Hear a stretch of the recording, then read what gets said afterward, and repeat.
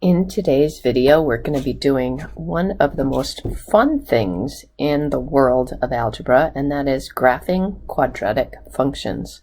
Quadratic functions, remember, quadratic means that the highest degree is 2. An example of a quadratic function would be f of x equals ax squared plus bx plus c. That's the typical form. And typically, quadratic functions will graph parabolas. You will either have a happy parabola or what I call a sad parabola. How, pray tell, do you know whether you have a happy parabola or a sad parabola? It actually is all dependent on the sign of your first term. That is, the coefficient on the squared term. If the coefficient on your squared term is positive, you have a happy parabola, which makes sense, and it's an easy way to remember. If your first term is positive, then it's a positive outlook and it looks happy, and if it's negative, it's going to have a frowny face. Okay? So the other interesting thing about these is that the x-coordinate of a vertex is going to be negative b over 2a. Okay? So to find the y-coordinate, we then take that x value and plug it into the equation. So let's go ahead and do that with this first example. We've got f of x equals negative 2x squared minus 10x plus 12.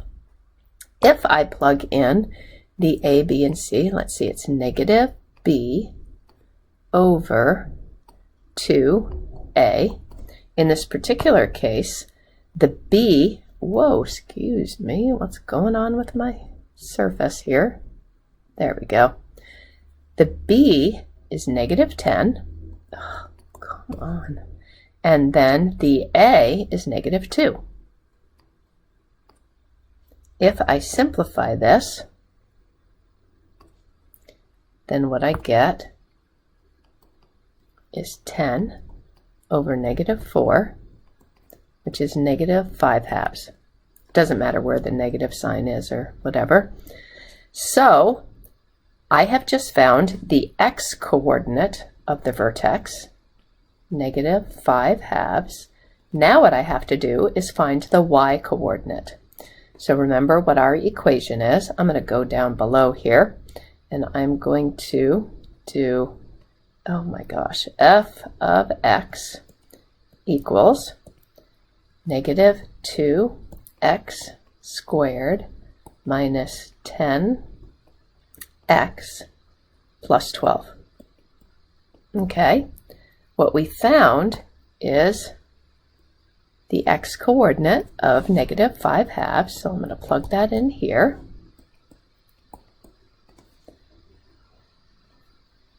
And solve. So this is negative 2. Let's see, this would be 25/4.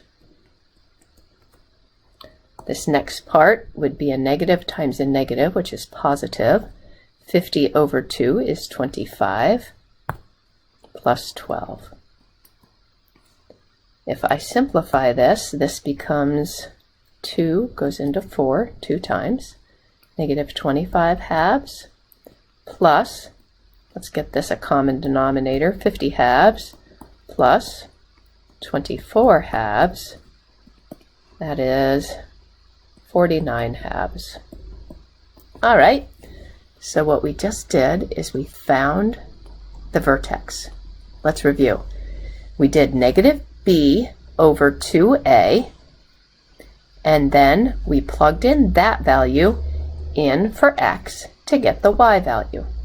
All right, now let's talk about what it calls the vertical intercept.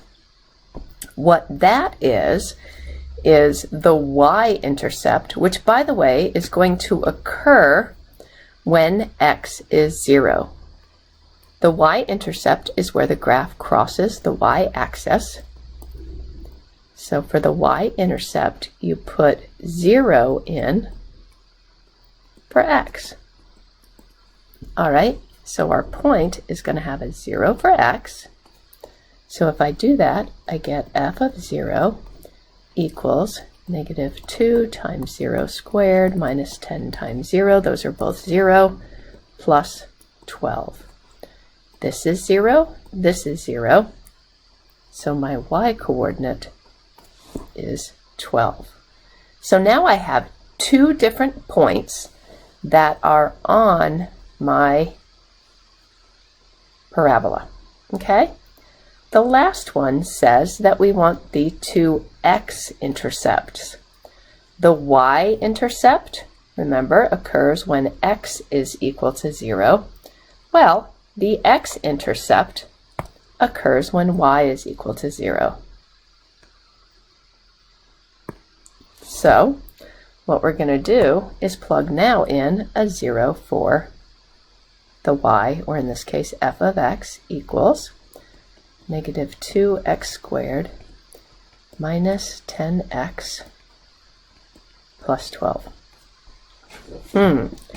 Well, in solving this, I notice one thing, and that is they're all divisible by 2, or even negative 2.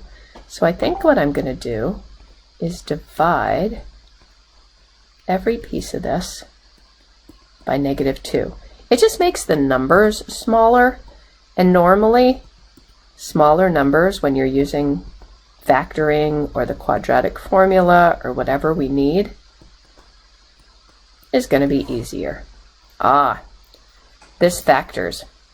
I am going to use the AC method, which would be 1 times negative 6, which is negative 6. I need two numbers that multiply together to give me negative 6, but when I add them together, what do I get? The middle term, 5. That is going to be negative 1 times 6. Negative 1 times 6 is negative 6. Negative 1 plus 6 is 5. Put an x down below. So this factors x minus 1,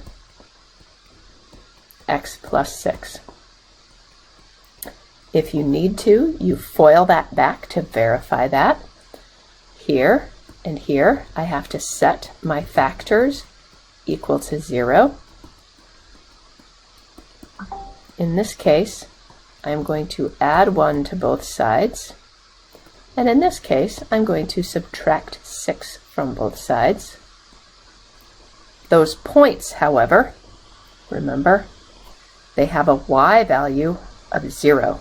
So my points are 1, 0, and negative 6, 0.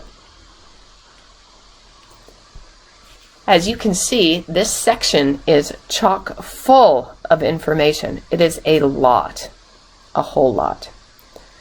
Now, this problem, also in the homework, is asking you to graph this equation, first by selecting the correct shape, which is going to be this parabola shape.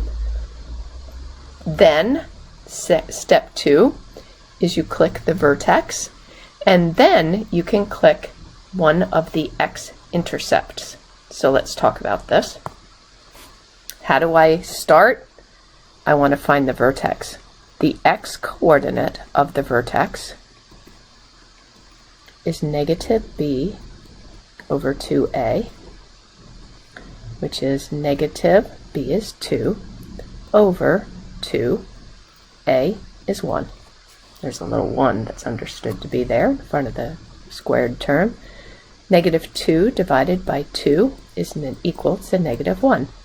So the x-coordinate of the vertex is negative 1. To find the y-coordinate, I plug in a negative 1 right here into the equation. So let's do that. The equation is x squared plus 2x minus 8. What is our x? It's negative 1. All right, so this turns into 1 minus 2 minus 8. 1 minus 10 is negative 9.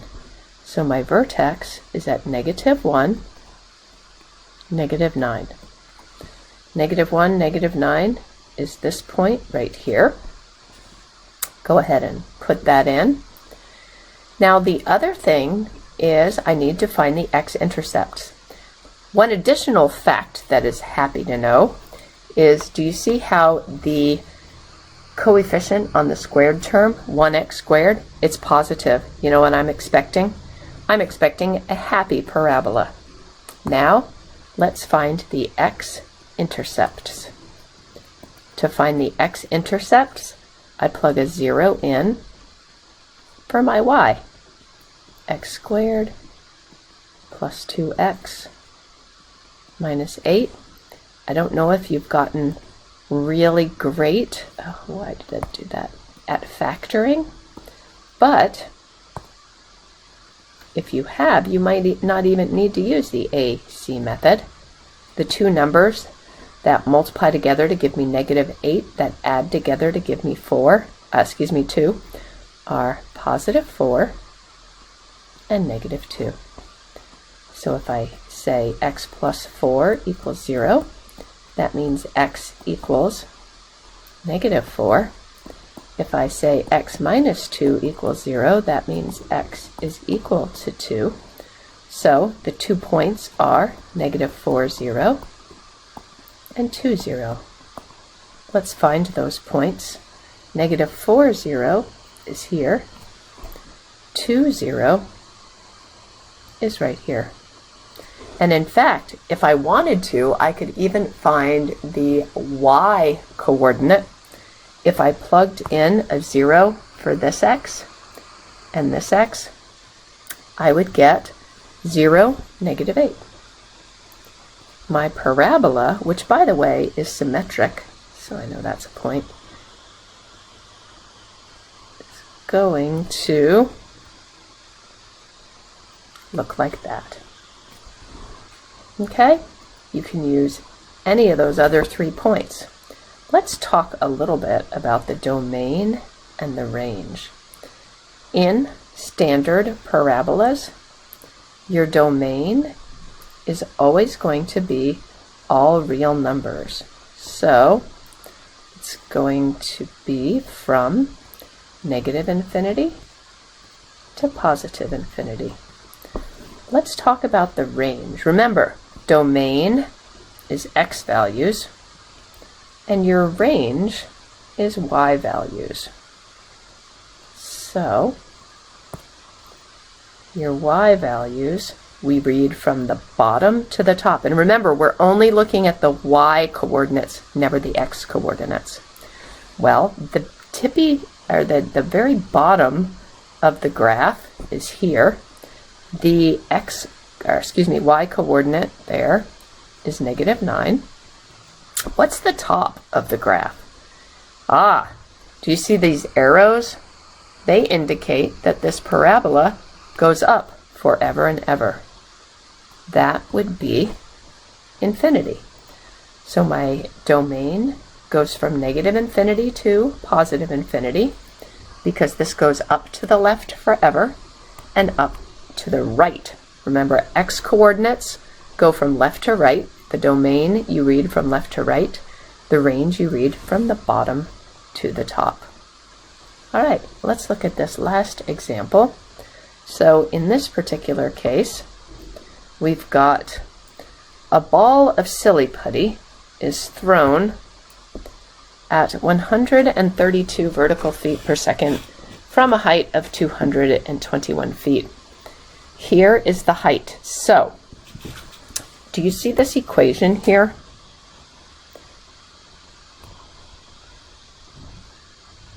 We've got t and we have h of t. So basically what we have is our time is like the x coordinate and our height is like the y coordinate.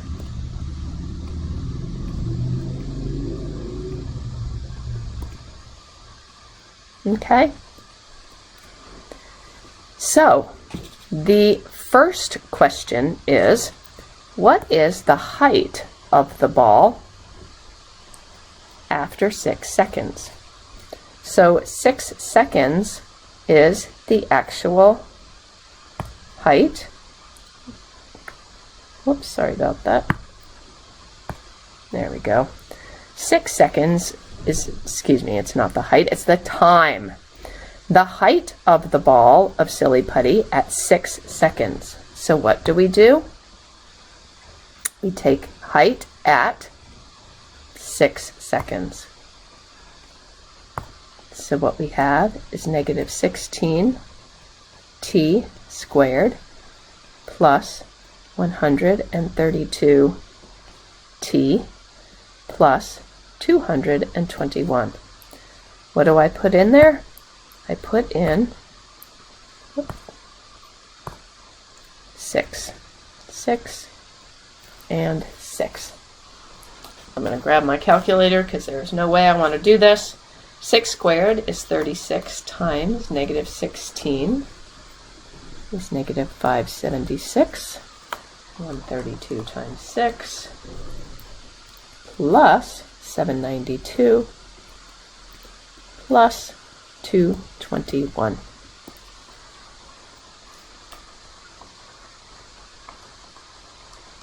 Which I believe is 437. So what that means is that after 6 seconds, the coordinate would be 6 seconds, 437 feet. All I had to do was plug that in. Now look at the next question. The next question is saying, hey, when is the silly putty going to hit the ground? Well, what's the height at the ground? The height at the ground, the height is 0.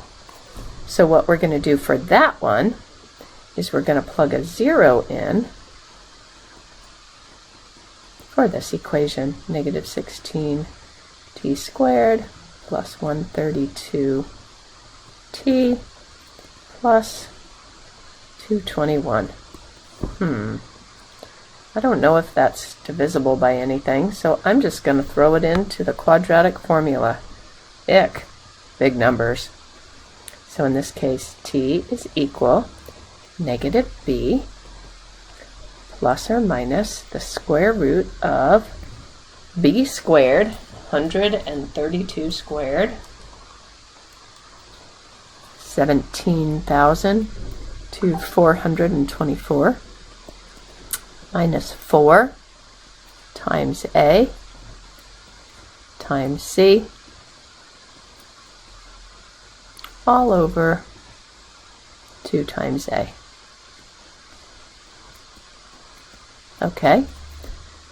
Now the next thing, and remember what you always want to do is in the quadratic formula, the number one problem that students have is in that radical, and especially this second part.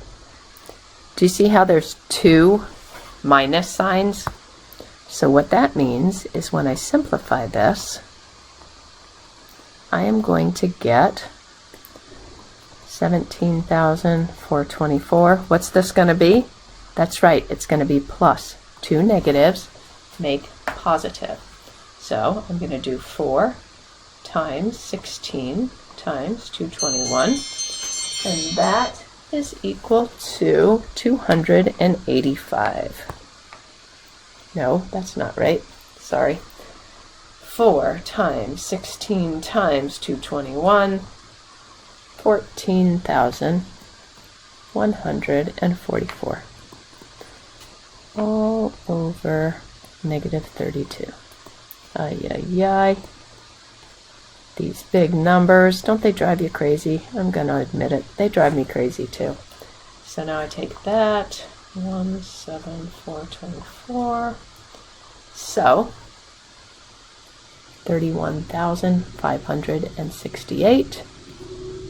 I think we're supposed to, in this particular case, round our answer. What does it say? 1 decimal place. Negative 32. So I have negative 132 plus or minus. Okay, the square root of that crazy number is going to be 177.67. I'm going to do it to one more decimal place, 4. Actually, what I should do is do it to, yeah, that's probably enough, divided by -32. Now check it out. If I do the plus, I'm going to get a positive divided by a negative. You can do them both, but I am only going to do -132 minus 177.674 over -32, because I'm going to end up with a negative divided by a negative. I can't go back in time, so I am expecting the answer to be just the negative answer. And if I do this, I get 9.7 seconds. So for this other piece, 9.7 seconds. All right, so in the first one, it asked for the height at a specific time. All I did was plug that in. That's the easy part. In the second one, it asks when the silly putty hits the ground. So what do? I put when the height is equal to 0. So what I do is I plug a 0 in here and see what I get for the x. Now the last question is, when will the silly putty have a height of 143.56? In other words, when my y coordinate is 143.56. So what I have to do is plug that in for h of t. 143.56 equals -16t squared plus 132t plus 221. How would I approach this problem? I think you guessed it. I'm going to put 0 on one side and everything else on the other. So in this case, I need to subtract 143.56 from both sides. If I do that, then I get 0 on this side. I get -16t squared plus 132t. Then I have to take 221 minus 143.56, and I get 77.44. From here, I will use the quadratic formula to get the answer. Okay? I'm not actually going to do that right now because I'm already running over time. But hang in there, and please let me know if you have questions.